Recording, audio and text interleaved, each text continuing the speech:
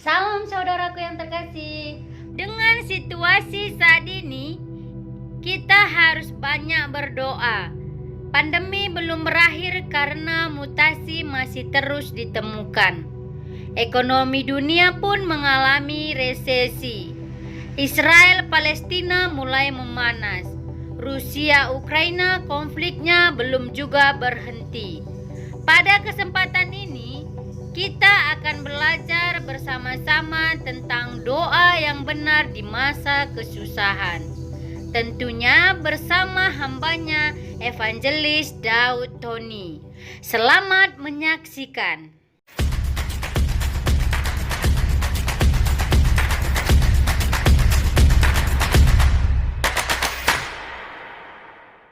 Shalom. Shalom. Ya, hari ini kita akan bahas tentang doa. Saudara yang kasih dalam Tuhan, kita akan buka Alkitab kita di dalam kitab Yakobus, pasal yang kelima. Kitab Yakobus pasal yang kelima, ayat 16 sampai dengan 20. Karena itu, hendaklah kamu saling mengaku dosamu dan saling mendoakan supaya kamu sembuh. Doa orang benar bila dengan yakin didoakan sangat besar kuasanya. Elia adalah manusia biasa, sama seperti kita, dan ia telah bersungguh-sungguh berdoa supaya hujan jangan turun, dan hujan pun tidak turun di bumi selama 3 tahun dan 6 bulan. Lalu ia berkata pula, dan langit menurunkan hujan, dan bumi pun mengeluarkan buahnya. Saudara-saudaraku, jika ada di antara kami menyimpang dari kebenaran dan ada seorang yang membuat dia berbalik, ketahuilah, barang siapa membuat orang berdosa berbalik dari jalan yang benar, sesat, ia akan menyelamatkan jiwa orang itu dari maut dan menutupi banyak dosa. Alkitab berkata bahwa doa orang benar besar kuasanya. Perlu saudara tahu, doa yang didengar Tuhan bukan melihat kedudukan, baik itu rakyat, baik itu raja, baik itu presiden, baik itu menteri, atau orang miskin atau orang kaya. Tapi doa yang didengar Tuhan adalah doa dari ketulusan hati, doa dengan segenap hati, doa yang punya tujuan murni. Doa bukan supaya dilihat orang banyak, kelihatan hebat, kelihatan sastrawan atau macam-macam. Tapi doa yang benar adalah doa yang tulus. Perlu sudah tahu bahwa Tuhan tidak melihat rupa. Tuhan tidak melihat harta. Tapi Tuhan melihat hati. Nah, saudara yang kasih dalam Tuhan, saya belajar tentang doa itu dari ibu saya. Mama saya pada waktu dia bertobat percaya Tuhan Yesus. Nah, saya tuh punya seorang ayah itu penjudi.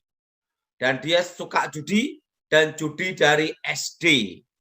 Dan sekolahnya SD juga tidak lulus. Jadi lulusannya lulusan Doremi, yaitu kartu domino.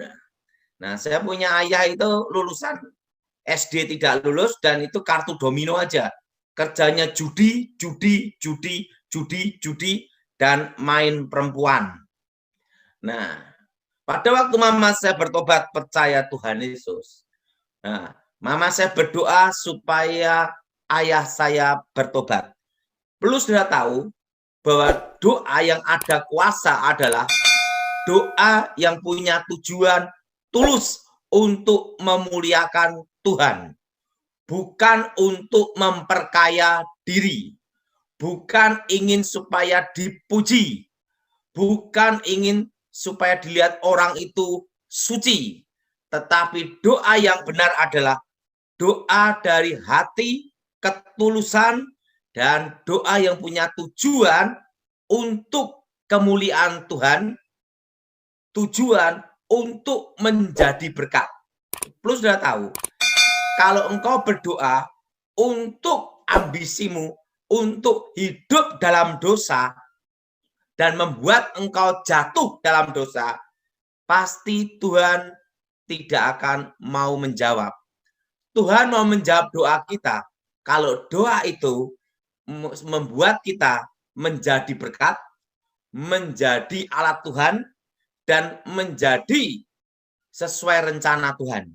Maka doa itu yang Tuhan jawab melebihi apa yang kita pikirkan dan melebihi apa yang kita doakan. Nah, pada itu Mama saya berdoa. Memang saudara, waktu kita berdoa itu banyak serangan setan. Setan berusaha menghambat supaya kita ini putus asa, supaya kita ini khawatir, supaya kita ini bingung, supaya kita ini tidak fokus, tidak melihat Tuhan. Nah, makanya kalau kita berdoa dekat dengan Tuhan, itu setan tuh selalu menggoda banyak sekali. Ya, kenikmatan-kenikmatan dunia. Kalau ingat, godaan setan itu pertama adalah apa? Kasih hambatan dulu. Kasih tantangan, kasih rintangan, kasih cobaan yang berat-berat, yaitu apa? Tekanan. Ingat saudara. Makanya banyak orang karena depresi mengambil jalan sesat, jalan pintas. Nah, itu godaan setan. Setan menekan dengan apa? Tekanan. Tekanan apa? Supaya stres, supaya depresi, supaya tidak bisa fokus dan tidak bisa melihat Tuhan. Tetapi kalau ditekan tidak bisa, setan akan menggoda dengan berkat. Nah, makanya banyak orang jatuh dalam dosa itu justru pada waktu diberkati. Bukan pada waktu susah atau kondisi stres, tapi justru pada waktu diberkati. Karena pada waktu orang diberkati, banyak yang lupa siapa yang memberkati.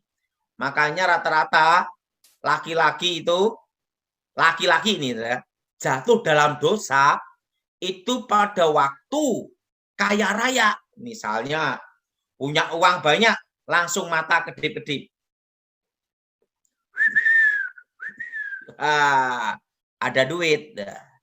Nah, tapi kalau tidak ada duit, siapa yang mau? Nah, jadi makanya orang jatuh dalam dosa itu, laki-laki itu kebanyakan pada waktu diberkati. Makanya kalau saudara diberkati, hati-hati. Ingat Tuhan. Saudara harus ingat siapa yang memberkati. Selalu fokus. Selalu percaya bahwa Tuhan itu menyertai dan engkau harus melihat anugerah Tuhan. Jadi pertama ada tekanan. Itu godaan setan. Kalau sudah berdoa mencari Tuhan sungguh-sungguh, mencari kehendak Tuhan, rencana Tuhan, godaannya apa? Tekanan. Ditekan dulu. Setan akan menggoda dengan tekanan. Yang kedua, kalau tidak berhasil dengan tekanan, setan akan menggoda dengan apa? Ingat, berkat.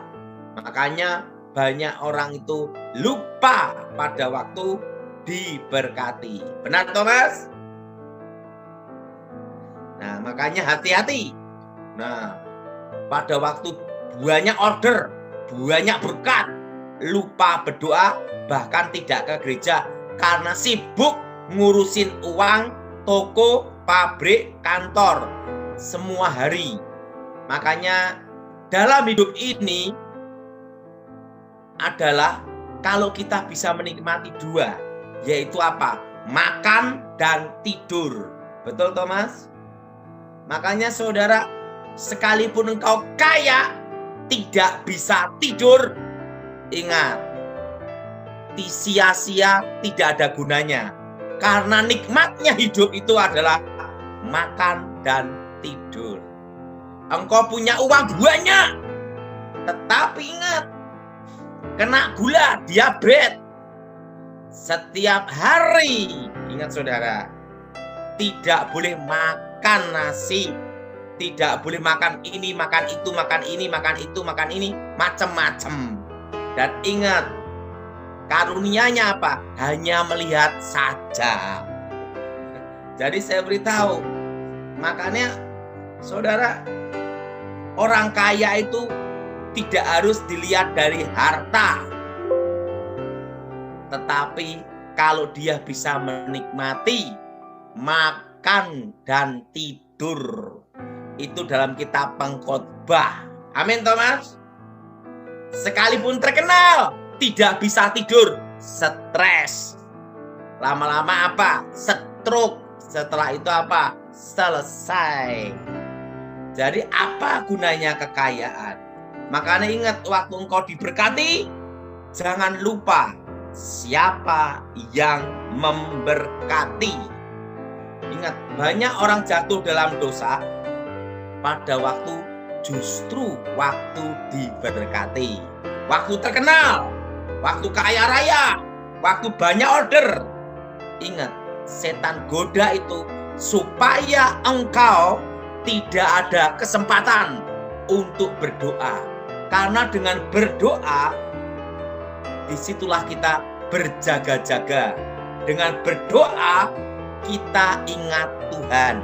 Dengan berdoa, ada protek, ada perlindungan Tuhan. Nah, saya punya mama, pada waktu itu dia berdoa untuk ayah saya supaya bertobat. Papa saya ini bukannya tambah bertobat, tambah nakal, tambah kacau, ngomongnya kotor, ngata-ngatain macam-macam. Nah, tetapi mama saya berdoa sungguh-sungguh. Ingat, Elia adalah orang biasa, sama seperti kita. Artinya sama-sama pernah lapar. Betul, Thomas? Sama-sama kita ini adalah apa? Minum air. Sama-sama kita ini manusia, bukan monyet. Nah, itu. Nah, tetapi Elia berdoa sungguh-sungguh. Nah, ingat. Nah, Elia berdoa sungguh-sungguh untuk keselamatan Israel. Ingat, saudara, doa yang dijawab Tuhan, doa yang ada kuasanya adalah doa dengan tulus, kesungguhan hati, dengan tujuan memuliakan Tuhan dan sesuai rencana Tuhan, bukan untuk kedagingan, bukan untuk ambisi, bukan untuk mencari nama dan mencari kekayaan, tetapi doa dengan ketulusan.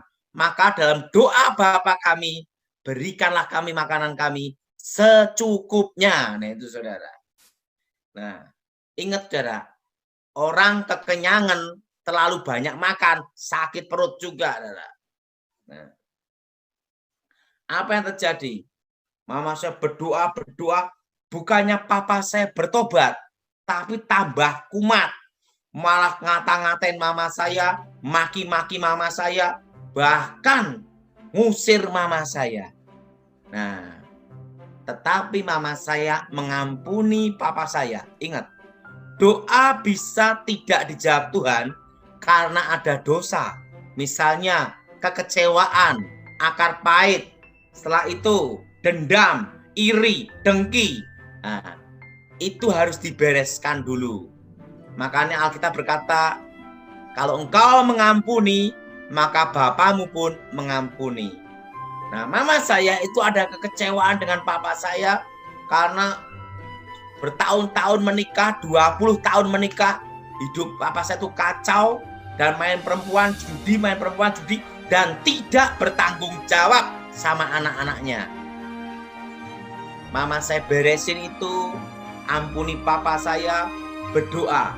Dan doa mama saya adalah satu, Tuhan jamah suamiku supaya bertobat, percaya Tuhan, melayani Tuhan, dan hidup sesuai rencana Tuhan. Ingat, doa yang ada kuasa dan dijawab Tuhan adalah doa yang memuliakan Tuhan dan sesuai kehendak Tuhan. Maka doa itu dijawab melebihi apa yang didoakan. Nah, mama saya diusir keluar, semakin didoain malah tambah parah papa saya. Tapi ingat, tetap tekun dan percaya. Apa yang terjadi? Dia doa sungguh-sungguh, mama sudah sungguh-sungguh, Mama saya diusir keluar minggat. Pada waktu keluar rumah diusir papa saya, mama saya dapat suara Tuhan. Suaranya gini, laki-laki yang kelakuannya seperti keledai liar, aku datangi. Apa yang terjadi, saudara? Kira-kira jam 2:30, jam 3:30 itu, saudara. Ini kesaksian papa saya, saudara. Ada seorang laki-laki tinggi besar, papa saya cerita. Waktu itu papa saya tidur, dipegang kakinya. Waktu dipegang kakinya, papa saya kesakitan. Dan dia ngelihat laki-laki itu. Dan laki-laki itu berkata apa? Dan itu adalah malaikat Tuhan. Hai laki-laki yang kelakuannya seperti keledai liar, bertobat ke gereja. Apa yang terjadi, saudara? Papa saya langsung bangun, kakinya pincang, jalannya pincang. Langsung dia nyari mama saya. Waktu ketemu mama saya, dia berkata, "Mi, kita ke gereja." Loh, ini kan bukan hari Minggu. Pokoknya ke gereja. Aku takut sekali, katanya. Dan apa yang terjadi? Papa saya ke gereja. Dia berkata apa? Bukan hari Minggu. Sendirian sama mama saya di gereja. Dia berkata, "Hai laki-laki yang tinggi besar, aku sekarang ke gereja tobat." Dan apa yang terjadi? Sejak hari itu papa saya bertobat. Dan papa saya itu suka naik motor. Dia pelayanan, nganterkan mama saya, doakan orang-orang, dan nasehatin orang-orang yang supaya bertobat. Nah, dari situ saya lihat apa? Dan papa saya meninggalnya pun, saya masih ingat, dia meninggalnya pun bagus, saudara. Kenapa? 2 minggu sebelum papa saya dipanggil Tuhan, Tuhan bicara sama saya bahwa suruh nyiapin tanah kuburan. Makanya saya cari adik saya untuk cari tanah kuburan di Delingan. Dan setelah dapat lihat-lihat tanah kuburan, saudara, itu kira-kira awal Januari, kira tanggal 13 Januari. Tanggal 13 Januari itu, saudara, tahun 2018 ya.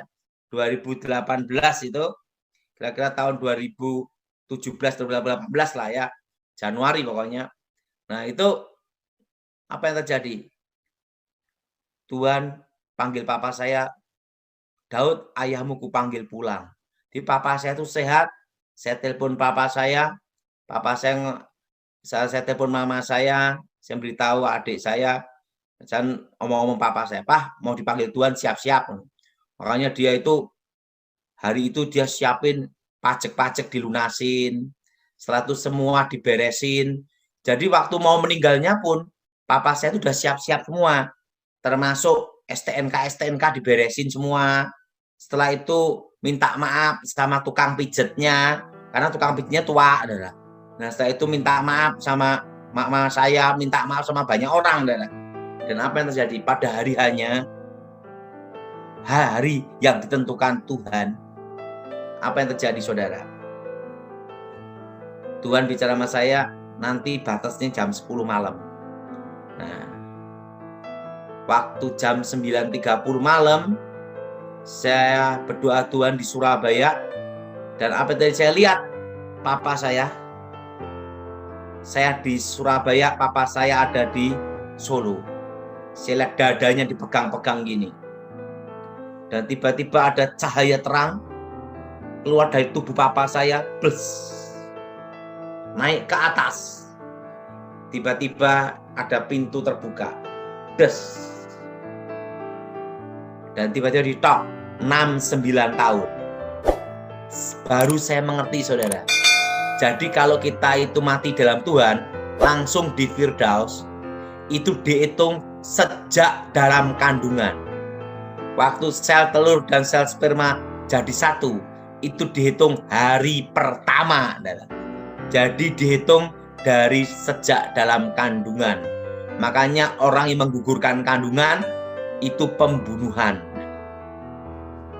terbuka gini, des. Tiba-tiba papa saya masuk. Di situ saya lihat banyak manusia, saudara, itu orang-orang yang dalam Tuhan, bercahaya putih semua. Nah, roh-roh, saudara. Jadi roh-roh yang orang yang percaya Tuhan, dalam Tuhan, itu rohnya ada di Firdaus.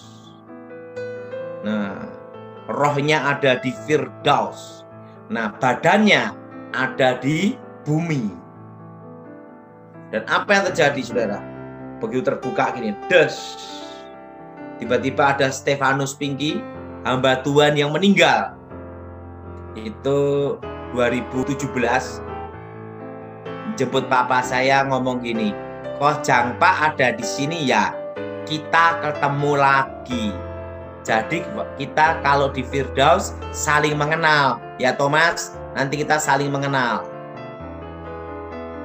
Dan apa yang terjadi? Papa saya gini, hah? Nah, mereka memuji, menyembah Tuhan. Nah, saya ngomong sama Tuhan, Tuhan, suruh papaku keluar, aku yang gantiin. Tuhan bicara, belum waktunya. Di situ Tuhan beritahu tentang dua mahkota, kemuliaan dan kehidupan, yaitu tentang penginjilan, itu mahkota nomor 1. Dan apa yang terjadi? Saya lihat roh papa saya di Firdaus. Nah, jadi orang-orang yang dalam Tuhan, rohnya ada di Firdaus. Jadi kalau kita manusia yang percaya Tuhan Yesus, itu tubuh ada di bumi, roh ada di Firdaus. Untuk menunggu hari pembagian mahkota. Bayangkan saudara, papa saya masuk Firdaus. Nah, waktu langsung itu pintu tertutup, istri saya telepon, Papi, papa sudah dipanggil Tuhan. Jam 9.45. Ayah saya meninggal, saudara. Dan apa yang terjadi? Bayangkan, masa mudanya murtad, kacau, nakal, bejat, saudara.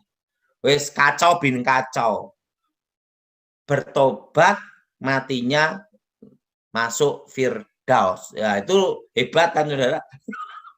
Nah, ya, artinya apa? Itu pun karena doa dari seorang ibu, yaitu doa mama saya, supaya papa saya itu percaya Tuhan Yesus, menjadi alat Tuhan, rencana Tuhan, sesuai kehendak Tuhan, dan mati masuk surga. Jadi kalau sudah doain orang harus lengkap. Jadi jangan setengah-setengah, yaitu berdoanya supaya bertobat, percaya Tuhan Yesus, dilawat Tuhan, hidup dalam Tuhan, jadi berkat sesuai rencana Tuhan, dan mati masuk surga. Betul enggak, Thomas? Nah, misalnya pelayanan bertobat, tapi murtad masuk neraka, kan cilaka. Jadi doanya harus lengkap. Percaya, bertobat, melayani, mati masuk surga, gitu. Nah, jadi di situ saya lihat satu hal, saudara. Di situ saya lihat berdoa orang benar besar kuasanya. Artinya dari ketulusan. Nah, ada seorang polisi, saudara. Polisi ini pangkatnya waktu itu masih Ibda, Inspektur 2, ya Letnan 2. Nah, sudah kira-kira 10 tahun menikah. Tidak punya anak. Nah, kadang dalam hidup ini aneh, saudara. Yang tidak mau punya anak, beranak terus. Yang ingin punya anak, susah punya anak. Nah, tapi ingat, semua harus bersyukur, percaya.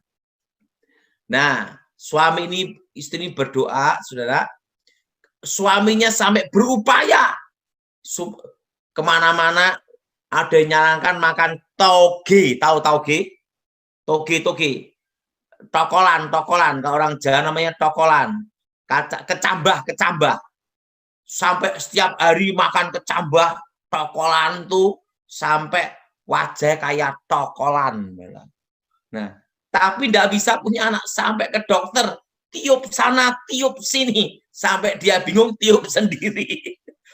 Berbagai macam cara dia ingin punya anak. Nah, saya ke dokter, kemanapun juga, sampai dipijet, diurut, sampai ngurut, saudara.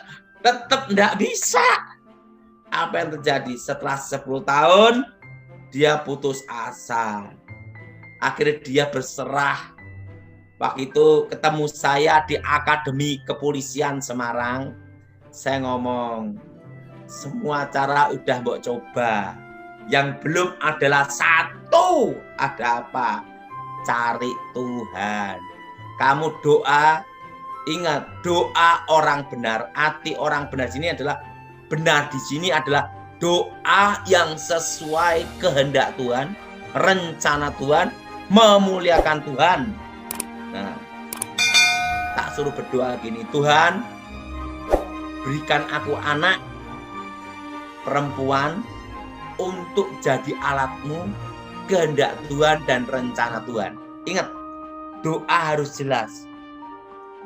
Menjadi alat Tuhan, rencana Tuhan, menjadi berkat bagi banyak orang dan menjadi berkat untuk kemuliaan Tuhan. Suami istrinya akhirnya berdoa. Semua cara udah ditempuh. Dia doa sungguh-sungguh. Tahun itu istrinya hamil dan sesuai doanya. Doanya apa yang terjadi? Dia dapat anak perempuan satu saja. Karena doanya ngomong gini, Tuhan berikan aku anak perempuan satu saja. Ya sesuai kehendak Tuhan, dikasih satu aja. Dan satu itu anaknya perempuan. Dia sering ketemu saya ngomong, satu aja susah setengah mati katanya. Doanya sampai berbagai macam cara, sampai dia makan toge jadi kayak tokolan. Nah, kayak kecambah. Nah, artinya apa saudara? Jadi kalau saudara berdoa, ingat, hati dengan yang tulus. Kedua, sesuai rencana Tuhan. Untuk kemuliaan Tuhan, bukan ambisi, bukan ingin terkenal, bukan supaya dilihat orang. Dan yang ketiga, tekun. Waktu kita tekun dalam Tuhan berdoa, percaya Tuhan menjawab doa saudara melebihi apa yang saudara doakan. Terima kasih ya saudara sudah mendengarkan video ini sampai selesai. Jika ada pendapat, silahkan isi di kolom komentar. Jika saudara diberkati dengan program ini, please jangan lupa subscribe, like, dan klik loncengnya ya. Tuhan Yesus memberkati saudara semua. Amin.